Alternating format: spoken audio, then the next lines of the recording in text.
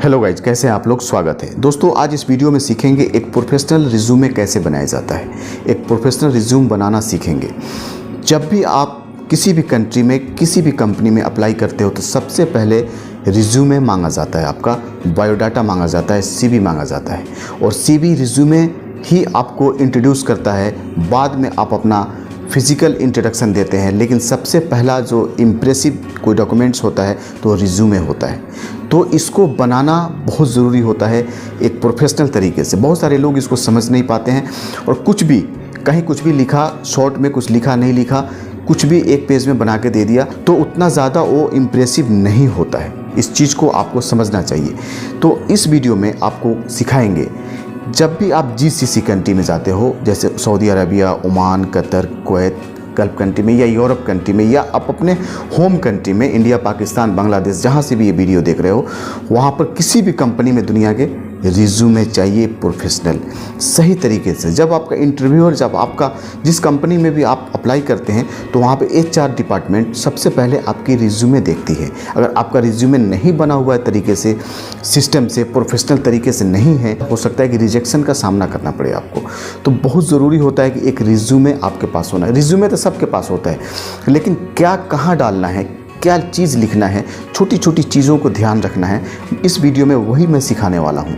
Resume के अंदर में क्या होना चाहिए, क्या मटेरियल आप ऐसा प्रोवाइड करोगे।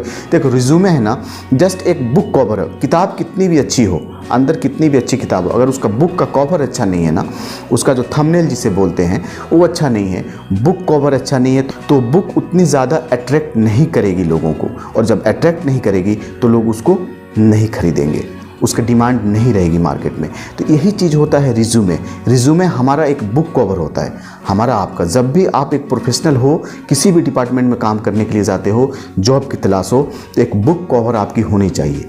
वो बुक कवर क्या है? रिज्यूमे है। अगर आप कंप्यूटर पे खुद बना सकते हो तो बना लेना, नहीं तो जो मैं फॉर्मेट बता रहा हूँ, आप साइबर कैफ़े में जाएंगे, जो भी रिज्यूमे बना रहा है उससे आप बताएंगे कि मुझे इसी फॉर्मेट में चाहिए, ऐसा ऐसा चाहिए, यहाँ पे ये लिखना है। एक पेपर पे आप ऐसे ही रफली आप स्केच कर लीजिए, एक आप वहाँ पे बना लीजिए कहाँ पे क्या लिखना है। उसके बाद ही लेकर के आप किसी दूसरे जो भी रिज्यूमे टाइप कर रहा है टाइपिस्ट के पास आप जाइए रिज्यूमे बनाने के लिए। लेकिन अगर आपके पास अपना ऑन सिस्टम है या आप कंप्यूटर चलाना जानते हैं तो वर्ड में आप बना सकते हैं। तो दोस्तों आइए चलते हैं सीधा कंप्यूटर स्क्रीन पे और स्टेप बाय स्टेप मैं आपको बताता हूँ। वीडियो थोड़ी लंबी हो सकती है, प्लीज़ अपनी ज़िंदगी का कुछ पल, कुछ मिनट निकाल कर इसको देख लेना। हो सकता है कि ये आपको बहुत नॉलेज प्रोवाइड करके जाएगी इस वीडियो। आइए दोस्तों सीधा चलते हैं कंप्यूटर स्क्रीन पे। सो गाइस, देख रहे हैं मेरा कंप्यूटर स्क्रीन पे। अभी मैं एक सीवी दिखाता हूँ मैं आपको, रिज्यूमे। एक्चुअली मेरा ही है, लेकिन आपको समझाने के लिए मैं इस पर आपको दिखा रहा हूँ। देखो, ये है, इसमें कुछ इन्फॉर्मेशन है, इसकी इन्फॉर्मेशन को मैंने डिलीट कर दिया है।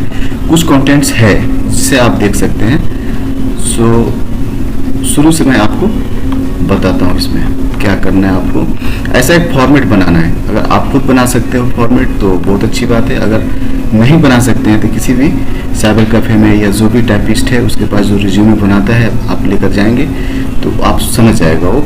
और एक सही, लेकिन कंटेंट आपका होना चाहिए। क्या लिखना है ये आपकी डिसीजन होनी चाहिए, ना कि उसकी। अगर आप नहीं बताएंगे उसे तो जल्दीबाजी में जल्दी करके आपको बनाकर दे देगा और आप फिर वो मज़ा नहीं आएगा उसमें।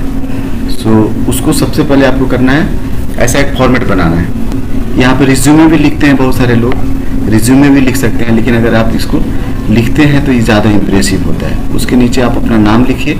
और सबसे बड़ी बात, बहुत सारे लोग नहीं लिख पाते हैं इसको, किस जॉब के लिए अप्लाई करना है। बस वहीं से डिटेल्स अपना डालना शुरू कर देंगे, क्या नाम है, क्वालिफिकेशन कितना है। लेकिन अगर आप लिख देते हैं तो सामने वाले को समझने में आसानी हो जाता है कि आप किस चीज़ में अप्लाई कर रहे हो। ठीक है ना। तो यहाँ पर रिज्यूमे के बाद आपका नाम हो जाएगा। उसके बाद जॉब अप्लाइड फॉर, जैसे सेफ्टी ऑफिसर है, ठीक है, सेफ्टी ऑफिसर है, ये मैनेजर भी हो सकता है, इंजीनियर भी हो सकता है, सेल्समैन भी हो सकता है। आपको समझाने के लिए मैं सेफ्टी ऑफिसर में हूँ और मेरा एक्चुअल फील्ड सेफ्टी का ही रहा है, ऑयल एंड फील्ड में। तो उसके बाद करियर ऑब्जेक्टिव में आपको लिखना है कुछ, करियर ऑब्जेक्टिव कुछ लिखना है, कुछ भी जो आपको समझ आती है। करियर ऑब्जेक्टिव का इस पर एक बॉक्स बना लीजिए और वहाँ उसके बाद ज़्यादा नहीं लिखना है, ज़्यादा लंबा चौड़ा आपको कुछ भी नहीं बनाना है, 2-3 लाइन में लिख लेना है। ठीक है। और यहाँ पे आपका जो एजुकेशनल क्वालिफिकेशन उसके बाद बनाना है। एजुकेशनल क्वालिफिकेशन में आप जो भी है आपका एजुकेशनल, टेक्निकल नहीं। बहुत सारे लोग ये मिस्टेक करते हैं, टेक्निकल ही भर देंगे, उसमें बीएससी कर देंगे या एसएससी कर देंगे या ग्रेजुएशन कर देंगे और नीचे में डिप्लोमा किया है, बीटेक किया है वो भर देंगे। नहीं, ये दोनों अलग चीज़ है और इसको समझना जरूरी है। इसीलिए मैं इस पे एक स्पेशलिस्ट मैं वीडियो आज बनाया हूँ ताकि आपको समझ आए। उसके बाद नीचे में टेक्निकल डालना है। टेक्निकल में जो भी आप टेक्निकल कोर्स किए हैं, आप बीटेक हैं, डिप्लोमा किए हैं, एमबीए किए हैं, जो भी है। उसके बाद नीचे अगर कुछ स्पेशलाइज्ड है आपका, कुछ स्पेशलाइज आपने किया है, कुछ जो इंटरव्यूअर को इम्प्रेस कर सकता है, आपके कोर्स के अलावा कुछ अच्छी चीज़ें हैं, कोर्स किया आपने एडिशनल कोर्स, तो यहाँ पे आप एक बॉक्स बना के डाल सकते हैं। देखिए ये जो सऊदी अरामको सेटिस्फाइड, मैं सऊदी अरामको सेटिस्फाइड हूँ, work with major petrochemical project and various construction projects, able to handle different languages and different culture peoples, excellent communication, इस तरह के डालेंगे तो थोड़ा सा इंप्रेशन अच्छा होता है। उसके बाद नेक्स्ट आ जाते हैं वर्क एक्सपीरियंस। आपने किस किस कंपनी में काम किया है, work experience with following companies, ये बहुत ज़रूरी होता है, उसके बाद डालना है। बहुत सारे लोग इसको सबसे पहले उठाकर यहाँ लेकर के आ जाते हैं एजुकेशनल के नीचे। नहीं, ऐसे नहीं करना है। जैसे मैं बता रहा हूँ बस वैसे बनाइए, आप एक प्रोफेशनल सीवी बनकर तैयार हो जाएगा। Work experience with following companies, तो जो भी कंपनी XYZ जो भी काम किया है और डेट के साथ इतना से इतना मैंने काम किया, इस डेट से इस डेट तक, इस डेट से इस डेट तक, ठीक है। उसके बाद बहुत सारे लोग ऐसे हैं जो टोटल एक्सपीरियंस नहीं करते हैं, बस वो लिख देते हैं। भाई इंटरव्यूअर के पास उतना टाइम नहीं होता है कि आपके पूरे सीवी को बैठ करके और जोड़े पेन से और कैलकुलेटर पे, इतना इस कंपनी में इतना काम किया, इतना साल हुआ, इस कंपनी में टोटल आपको करके देना है। टोटल वर्क एक्सपीरियंस आपको करके देना है। तो work experience with following company सिर्फ डेट रहेगा और नीचे में जो भी है टोटल वर्क एक्सपीरियंस अगर आप कर देते हैं, जैसे कि मैंने किया है यहाँ पे टोटल वर्क एक्सपीरियंस, और नीचे में अगर आप रिटर्नर है तो GCC एक्सपीरियंस रहेगा। कितना साल, फॉर एग्जांपल 6 साल है GCC का। इंडियन एक्सपीरियंस कितना साल है, चलो 2 साल है, कितना हुआ 5 साल, तो यहाँ पे हम 5 साल कर देंगे। देखो ये 12 ईयर्स है, 12 साल है, इसको 6 और 2 8 साल, सॉरी मैं 5 साल बोल रहा था, 6 और 2 8 ईयर्स कर देंगे, यहाँ पे 8 ईयर्स कर देते हैं, ठीक है। तो यहाँ पे जो भी है आप डालिए, लेकिन अगर आप ऐसे इंडिकेट कर देते हैं तो इंटरव्यूअर को, एडमिन डिपार्टमेंट को, जो भी आपका सीवी को रिव्यू कर रहा है उसको बहुत आसान हो जाता है इस चीज़ को समझ पाना। सो उसको ज़्यादा स्ट्रगल नहीं करना है, ज़्यादा मेहनत नहीं करना पड़ेगा उसको, ठीक है।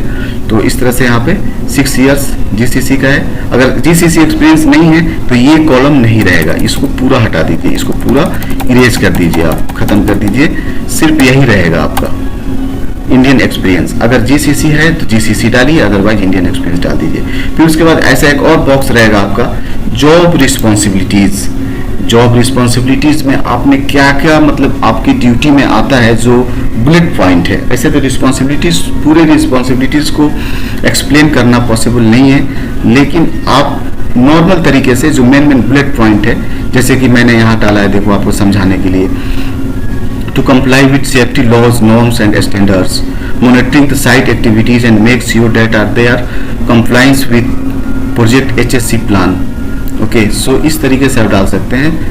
Fire prevention and protection, use of fire fighting equipments, use of PPEs, इस तरीके से जॉब रिस्पॉन्सिबिलिटीज आप डालिए, बहुत जरूरी होता है। बहुत सारे लोग नहीं डालते हैं, जिसकी वजह से देखो सीवी तो बस सीवी है, सीवी में क्या है, रिज्यूमे में आपके डिटेल्स तो सभी डालते हैं, लेकिन एक इम्प्रेसिव, एक स्मार्ट रिज्यूमे बनाना है हमें, इसीलिए मैं आपको कंप्यूटर पर लेकर आया हूं और समझा रहा हूं। इसके बाद रिपोर्टिंग्स, ये तो आपका जॉब, ये दोनों अलग चीज है, जॉब रिस्पॉन्सिबिलिटीज अलग है और रिपोर्टिंग्स अलग है। अब आप जो जॉब कर रहे हो, जो ड्यूटी कर रहे हो, तो आपको रिपोर्ट तो बनाना है, रिपोर्टिंग करना है।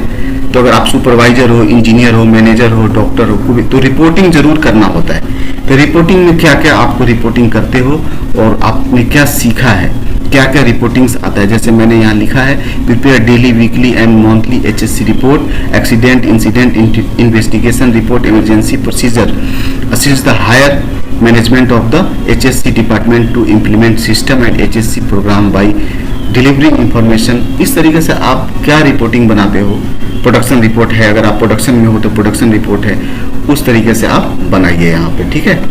7-8 बना दीजिए जो बुलेट पॉइंट है मेन।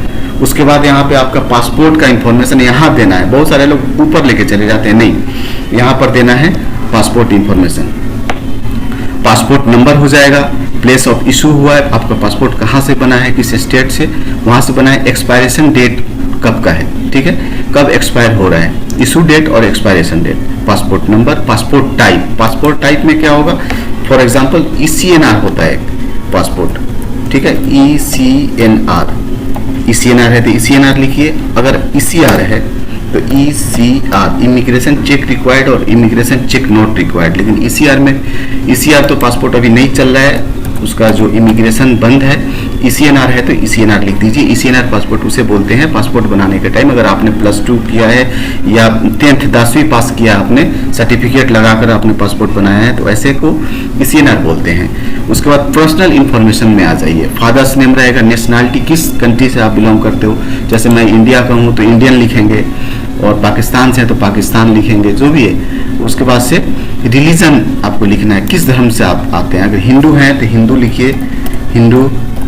अगर मुस्लिम है तो इस्लाम लिखिए, अगर क्रिश्चियन है तो क्रिश्चियन लिखिए। उसी तरीके से XYZ जो भी आप करिए, कोई मैटर नहीं रखता है, लेकिन आपको वहाँ बताना पड़ता है। और डेट ऑफ बर्थ आपको बताना है, और आपका ये स्टेटस, मैरिटल स्टेटस बताना है, आप मैरिड हैं, अनमैरिड हैं, सिंगल है, क्या है। उसके बाद अभी नया आजकल एक जुड़ गया है, इसमें कोविड का भी इंफॉर्मेशन देना पड़ता है। कोविड-19 वैक्सीनेशन, अगर आपने फर्स्ट डोज लिया है, सेकेंड डोज लिया है, या बूस्टर डोज भी आपने लिया है या नहीं लिया है, तो इसको आपको बताना होगा। क्योंकि अगर आप लिखते हैं तो फिर सर्टिफिकेट आपको शो करना होगा, वैक्सीनेशन का सर्टिफिकेट। उसके नीचे आप आ जाएंगे लैंग्वेज नॉलेज, आप क्या क्या लैंग्वेज, भाषा क्या क्या जानते हैं। फॉर एग्जाम्पल मैं इस तरीके से इंग्लिश, अरबिक, हिंदी मैं जानता हूँ, रीडिंग भी जानता हूँ, राइटिंग भी जानता हूँ, स्पीक भी, आई कैन स्पीक इंग्लिश।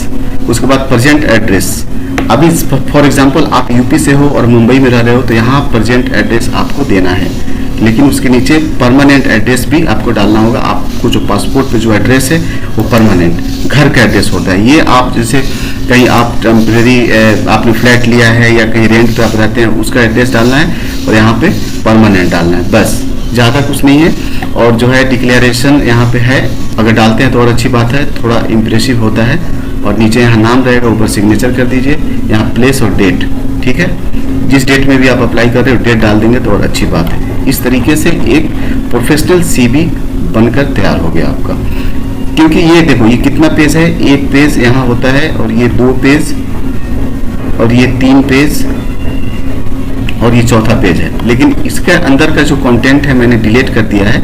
जब हम टाइप करेंगे, फॉर एग्जांपल वर्क एक्सपीरियंस किस किस कंपनी का है, जब हम टाइप करेंगे तो ये और बढ़ेगा, 2-3 सीट इसका, 2 हो सकता है 1 सीट और बढ़ जाए, तो 4 पेज में हो जाएगा। बहुत सारे लोग जो है, देखो अगर टेक्नीशियन में जाना है, लेबर हेल्पर में जाना है, तब तो 1 पेज की जो आपका रिज्यूमे है वो इनफ है। लेकिन अगर आप बनाते हैं, जो डॉक्टर हैं, मैनेजर हैं, किसी अच्छे पोजीशन पे, बड़े पोजीशन पे जा रहे हैं, तो आपको इस तरीके से 3-4 पेज में बनाना है। अगर आप बना सकते हैं तो बनाइए, अदरवाइज आप जो CV बनाता है साइबर कैफे में उसके पास जाइए। लेकिन अंदर क्या लिखना है, कंटेंट सब कुछ आपको लिख कर लेकर जाना होगा। तो मैंने कंप्लीट बता दिया, आई होप आपको समझ आई होगी। तो दोस्तों देखा आपने, स्टेप बाय स्टेप मैंने हर चीज़ को बता दिया आपको। अब काम आपका है, इसको अच्छे से आप सजाइए, लिखिए, किसी साइबर कैफे में जाइए, जो टाइपिस्ट है, जो रिज्यूमे बनाता है वहाँ जाइए। अगर आप खुद नहीं बना सकते हो, इस चैनल को सब्सक्राइब करके रखिए, मेरे टेलीग्राम पे जुड़ जाइए आप। हर तरह की फुल वैकेंसीज वीकली GCC के लिए मैं प्रोवाइड करता हूँ, लिंक डिस्क्रिप्शन में रहेगा।